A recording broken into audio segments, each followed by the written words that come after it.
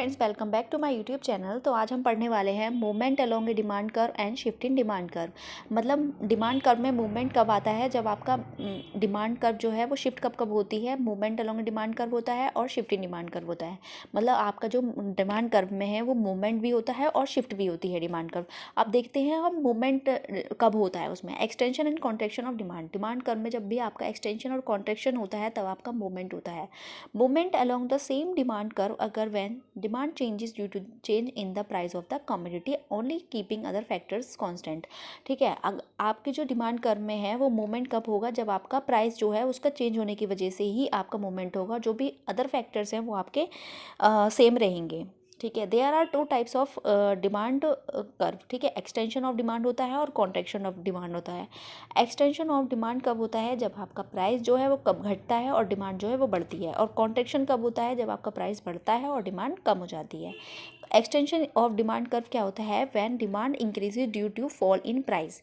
आपके प्राइस कम होने की वजह से जो भी आपकी डिमांड जो है वो इंक्रीज होती है तो उसको हम एक्सटेंशन ऑफ डिमांड कहते हैं।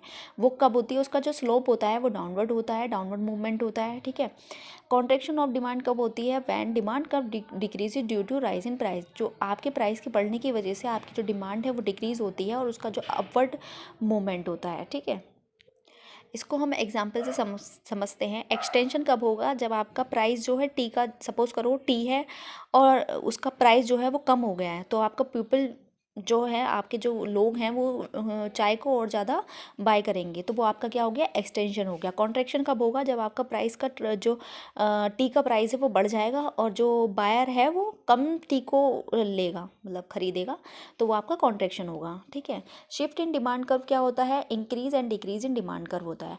मतलब आपकी जो डिमांड कर्व है वो शिफ्ट कब कब होगी, जब आपकी इंक्रीज और डिक्रीज होगी डिमांड। ठीक है, a shift in the demand curve occur when demand changes due to the factor other than price. अगर आपके प्राइस के अलावा जो भी फैक्टर्स हैं उनकी वजह से आपकी डिमांड कर्व शिफ्ट हो रही है तो वो आपका शिफ्ट इन डिमांड कर्व होगा। ठीक है, एग्जाम्पल इनकम की वजह से हो सकती है, वो टेस्ट की वजह से हो सकती है, सब्सटीट्यूट की वजह से हो सकती है, एक्सपेक्टेशंस की वजह से भी हो सकती है।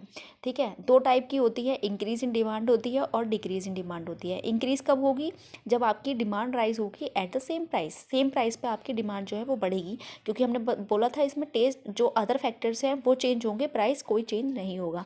तो डिमांड जो है वो बढ़ेगी सेम प्राइस पे, डिमांड कर्व शिफ्ट हो जाएगी राइट वर्ड। ठीक है, जब आपकी डिमांड जो है वो बढ़ेगी तब आपकी जो डिमांड कर्व है वो शिफ्ट हो जाएगी किधर की तरफ, राइट वर्ड हो जाएगी।